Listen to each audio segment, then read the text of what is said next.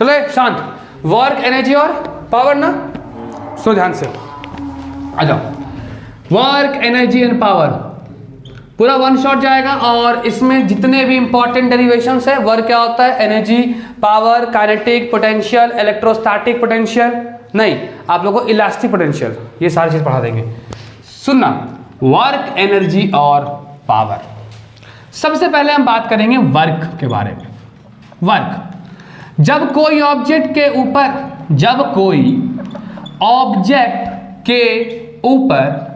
अपन force लगाते हैं और ऑब्जेक्ट क्या हो जाए, और ऑब्जेक्ट डिस्प्लेस हो तो वर्क होगा, और ऑब्जेक्ट डिस्प्लेस हो तो वर्क होगा। तो वर्क डन का मतलब क्या हो गया बताइए? Work is said to be done when a force is applied on an object and object shows displacement. ये ऑब्जेक्ट है, इस पे फोर्स लगाया और ऑब्जेक्ट अपना जगह से हिला। फोर्स नहीं लगाओगे वर्क डन नहीं होगा, फोर्स लगाओगे डिस्प्लेसमेंट नहीं हुआ तो भी वर्क डन नहीं होगा। वर्क डन के लिए फोर्स भी लगना चाहिए और डिस्प्लेसमेंट भी होना चाहिए, और एंगल भी बात करेंगे तो लिखेंगे work is said to be done, work is said to be done when a force is applied, when a force is applied on any object and object shows displacement, and object shows क्या चीज? Displacement. Force भी लगेगा और object में आपको displacement देखने को भी मिलेगा, तो आप बोलोगे वर्क डन हुआ है। सुनना ध्यान से। तो अगर ये रहा आपके पास कोई ऑब्जेक्ट, हमने इस पे लगाया फोर्स और ऑब्जेक्ट यहां तक पहुंच गया, तो हम इसको बोलेंगे एस डिस्प्लेसमेंट है, work is F S. But अगर हम ऑब्जेक्ट के ऊपर ऐसे फोर्स लगाएं, देखो भाई यहां पर फोर्स इधर था ना, सीधा मूव किया, इधर लगा दिए, तो ये हो जाएगा आपका थीटा, इधर क्या हो जाएगा एफ कॉस थीटा, ऊपर एफ साइन थीटा, नीचे एम जी। सपोज करते हैं फ्रिक्शन कॉन्सेप्ट नहीं है, अगर आएगा तो लगा देंगे वो भी। ऑब्जेक्ट ने डिस्प्लेसमेंट दिखाया एस, तो यहां पर डिस्प्लेसमेंट के लिए कौन सा कंपोनेंट रिस्पॉन्सिबल है? F cos theta. तो वर्क डन हो जाएगा F cos theta into displacement होगा जी। क्यों एफ कॉस थीटा लिखे? Because F sine theta object को वर्टिकल मोशन दे रहा है। देखो आपके पास ऊपर कौन सा फोर्स लग रहा है? एफ साइन थीटा, और राइट में कौन सा फोर्स लग रहा है? तो एफ कॉस थीटा ऑब्जेक्ट को आगे लेके जा रहा है और एफ साइन थीटा ऊपर लेके जा रहा है, क्योंकि ऑब्जेक्ट कोई वर्टिकल मोशन नहीं दिखा रहा है, कोई वर्टिकल मोशन नहीं दिखा रहा है। इसका मतलब है कि ऑब्जेक्ट जमीन नहीं छोड़ रहा है। बात समझे? अगर ऑब्जेक्ट जमीन नहीं छोड़ेगा तो उस केस में ऑब्जेक्ट आगे बढ़ेगा और वहां पर सिर्फ कॉस कंपोनेंट जाएगा, तो वर्क डन क्या होगा? F S cos theta.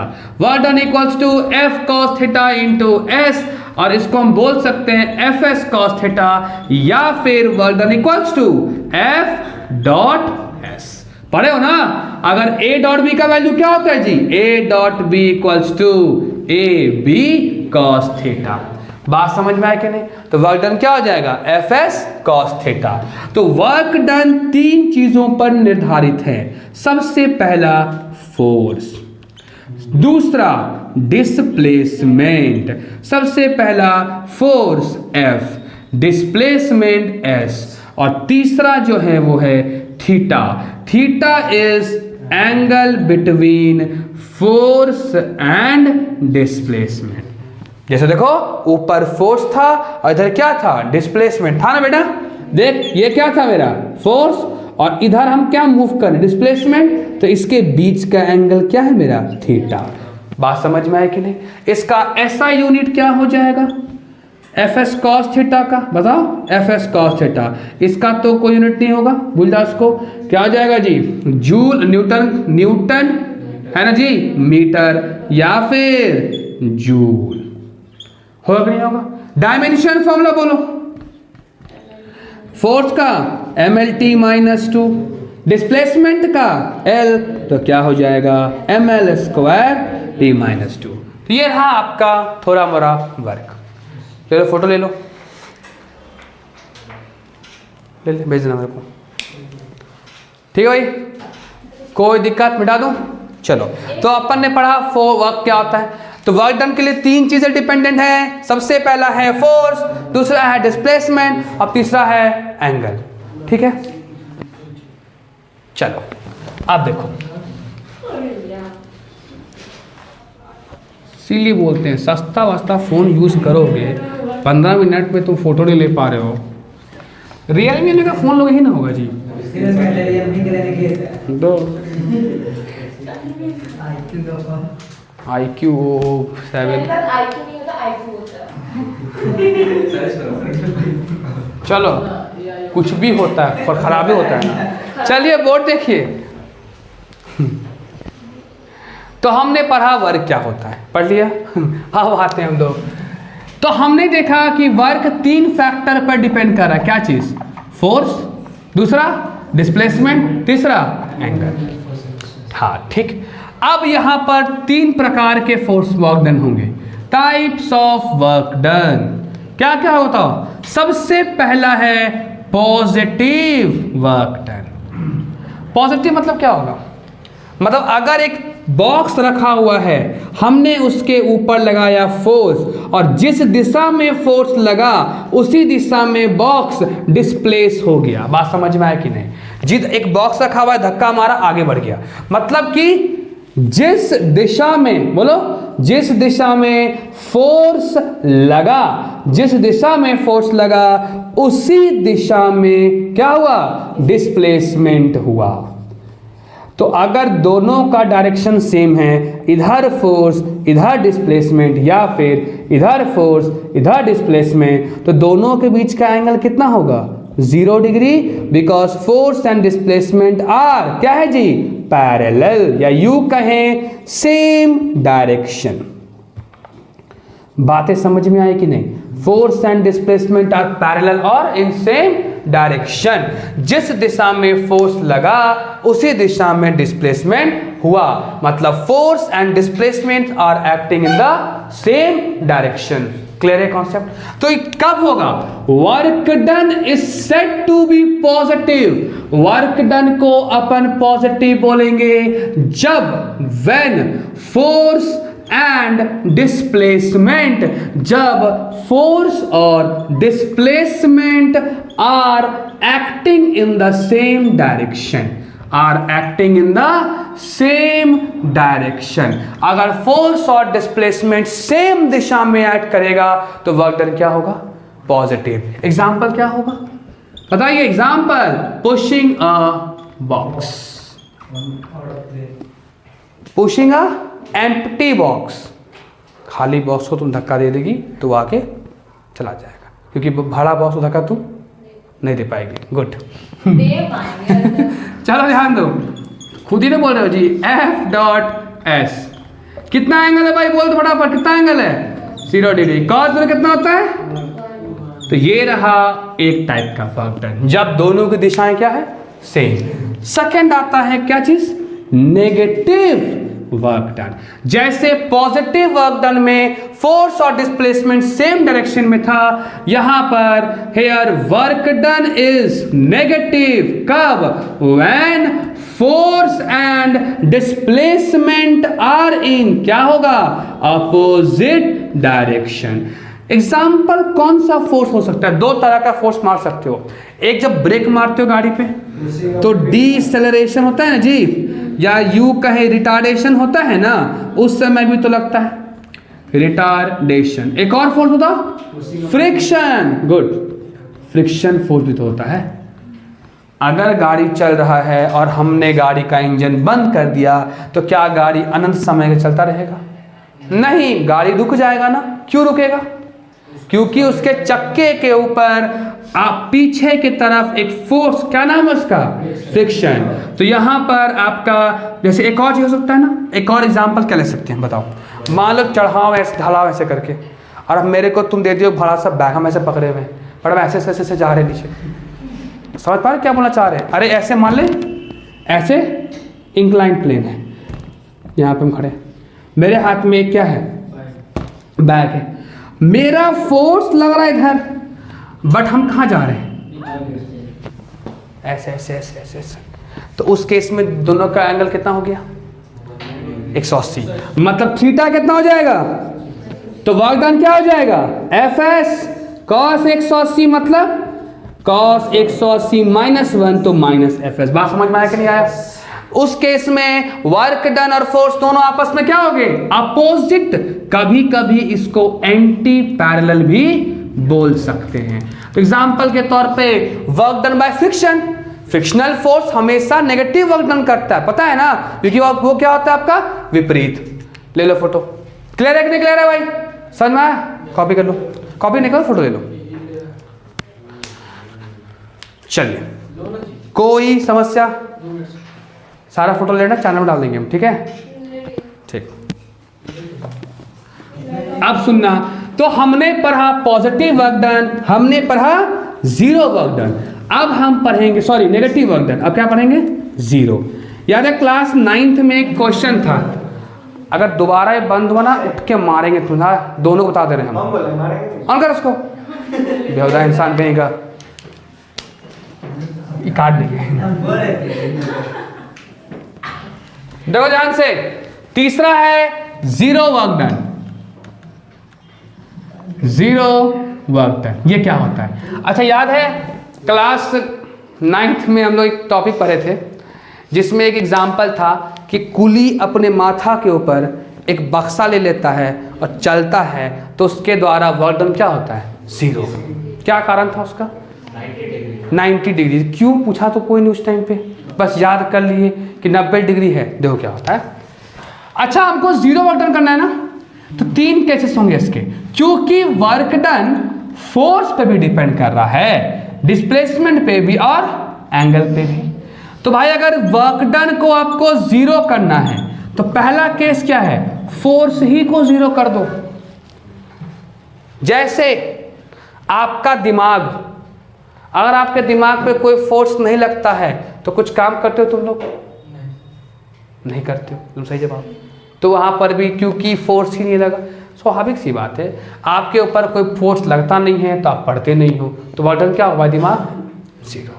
अगर एक बक्सा यहाँ रखा हुआ है, इस पे हमने कोई फोर्स लगाया नहीं, तो इसके अलावा वर्क डन कितना होगा, एफ एस कॉस थीटा, ये सब तो बाद में, फोर्स ही क्या है, जीरो इंटू कुछ भी करेंगे क्या हो जाएगा। तो अगर कोई ऑब्जेक्ट, इफ नो फोर्स, अगर नो फोर्स इज अप्लाइड तो कोई वर्क डन नहीं होगा।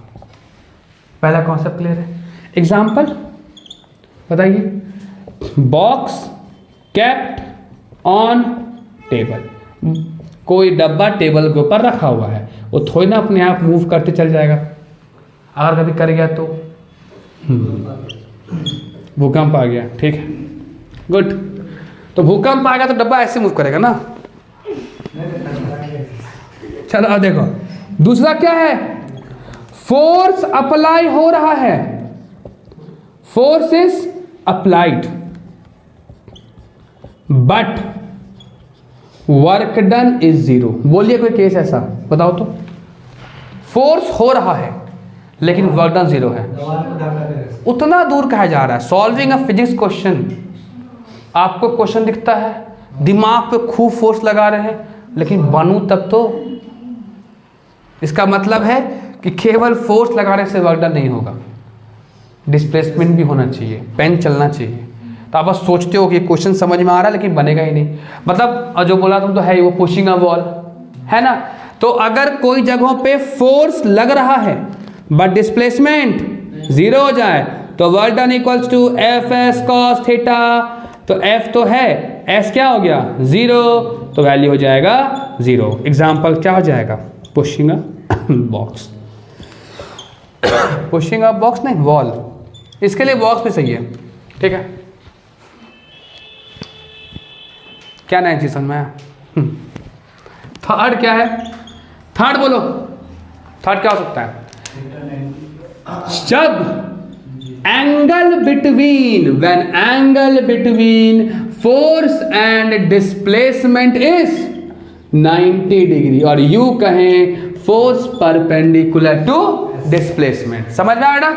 फोर्स क्या है? Perpendicular to displacement. इसका मतलब क्या है? जैसे कि आप, अच्छा, अगर कोई बॉक्स को उठा के माथा के ऊपर रखते हैं तो वर्क डन होगा, ग्रेविटेशनल पोटेंशियल एनर्जी या ग्रेविटेशनल वर्क डन। बात समझ में है कि नहीं?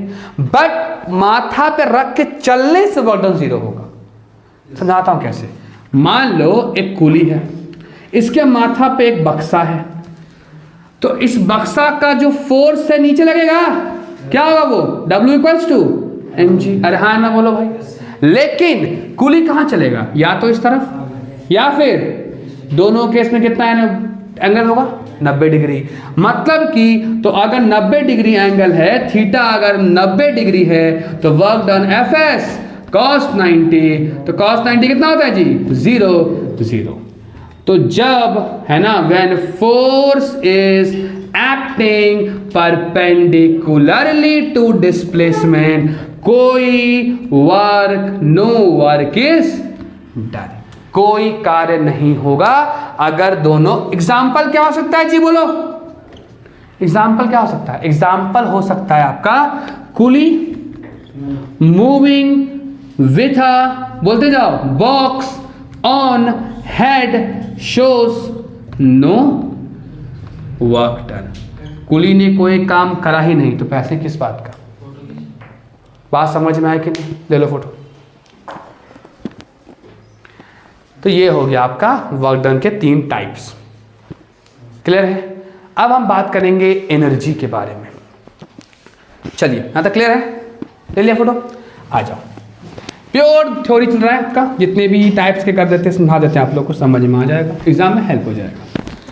चलिए, पहला पढ़ेंगे एनर्जी। क्या होता है एनर्जी जी? कार्य करने की क्षमता को ऊर्जा कहते हैं। ऊर्जा एनर्जी तो कार्य करने की क्षमता, कार्य करने की क्षमता, सही है ना? Is called energy. What is energy? Energy is defined as capacity to do work. Capacity to do work. जितना ज्यादा काम करोगे उतना एनर्जी लॉस होगा। इसी को आगे पढ़ाएंगे वर्क एनर्जी थ्योरम में, सुने होगे। What is work energy theorem? यही होता है, जितना काम करोगे उतना एनर्जी खपत होगा आपका। सुबह उठे हो, खा लियो पूरा यहाँ तक, कोई काम ही नहीं कर रहे हैं, तो एनर्जी मेंटेन रहेगा। सुबह से काम कर रहे हो, खाना कम खाए हो, तो आपका बॉडी धीरे धीरे थक जाएगा, क्योंकि आपने काम करा है। तो यहाँ पे क्या हो जाएगा? सुनना, तो आपको जो पढ़ना है, पहला क्या पढ़ना है? एनर्जी सेम होता है। अगर एनर्जी पूछेगा ना, तो उसका यूनिट वर्क डन के बराबर होगा, चाहे वो डायमेंशन हो, चाहे वो SI हो, सब कुछ ठीक है। दुनिया के सारे एनर्जी का डायमेंशन क्या होता है? सेम, चाहे वो इलेक्ट्रोस्टैटिक हो, चाहे ग्रेविटेशनल हो, चाहे फ्रिक्शनल हो, चाहे पोटेंशियल हो, चाहे न्यूक्लियर हो, चाहे थर्मल हो, कुछ भी हो, सारे काइनेटिक हो, सारे ऊर्जाएं का डायमेंशन क्या होता है? ml² T-2। याद है ना? गुड। अब आते हैं काइनेटिक एनर्जी के ऊपर। काइनेटिक एनर्जी क्या होता है? एक ऐसा एनर्जी जो तब होगा ऑब्जेक्ट के पास जब ऑब्जेक्ट मोशन में हो। मतलब हम बोल सकते हैं energy possessed by an object by virtue of motion। Dependency बोलते इसका मतलब, है ना? अगर ऑब्जेक्ट रेस्ट पर है, if object is at rest, work done क्या हो जाएगा? सॉरी, काइनेटिक एनर्जी क्या हो जाएगा? कोई दिक्कत वाली बात? तो काइनेटिक एनर्जी का फंक्शन क्या है जी? बताइए। वेलोसिटी, क्योंकि वेलोसिटी ही डिसाइड करता है कि कोई चीज मोशन में है कि नहीं। बात समझ में है कि नहीं? तो अब प्रूफ होगा इसका। Proof of kinetic energy, proof of K = ½ mv²। दो तरीकों से प्रूफ करेंगे भाई, एक नॉर्मल और एक कैलकुलस, है ना। बताइए क्या होगा। सबसे पहला चीज, मान ले कोई एक ऑब्जेक्ट है जिसका इनिशियल रफ्तार था u, इसने रफ्तार चेंज करके क्या पहुंच गया उसका रफ्तार v, डिस्टेंस ट्रैवल क्या s, मास है m, और एक्सेलेरेशन कितना हो गया इसका a कितना होता है जी v minus u by T. कोई दिक्कत वाली बात नहीं है। एक ऑब्जेक्ट का रफ्तार था u, एक्सेलेरेटर लिया या तो ब्रेक लेगा, कुछ भी करेगा तो उसका रफ्तार क्या हो गया चेंज। जहां कहीं भी रफ्तार चेंज होता है वहां क्या आता है एक्सेलरेशन। बताइए v square minus u square क्या होगा 2as, यहां से डिस्प्लेसमेंट क्या निकल जाएगा v square minus u square by 2a। कोई समस्या, कोई दिक्कत, ठीक। वर्क डन क्या होता है बच्चा, work done equals to f dot s, दोनों सेम दिशा में है, थीटा 0 डिग्री, क्या हो जाएगा एफ एस कॉस 0, कितना आ जाएगा एफ एस, फोर्स कितना होता है मास इनटू एक्सेलरेशन होता है जी। तो रहने दो मास इनटू ए, एस की जगह पे क्या लिखोगे V square minus U square by 2a, ए गया घर, तो वर्क डन क्या हो जाएगा 1/2 m वी स्क्वायर माइनस, अगर ऑब्जेक्ट पहले 0 पे था या पहले रेस्ट पे था, अगर हम ये बोलें कि इनिशियली ऑब्जेक्ट पहले ऑब्जेक्ट रेस्ट पर था तो u क्या हो जाएगा 0, और हम फाइनल को v मान लेते हैं। तो work done equals to half m v square minus 0 square, या u कहें तो हाफ m v स्क्वायर। कोई दिक्कत, कॉपी कीजिए, फोटो लीजिए, समझ में आया पक्का।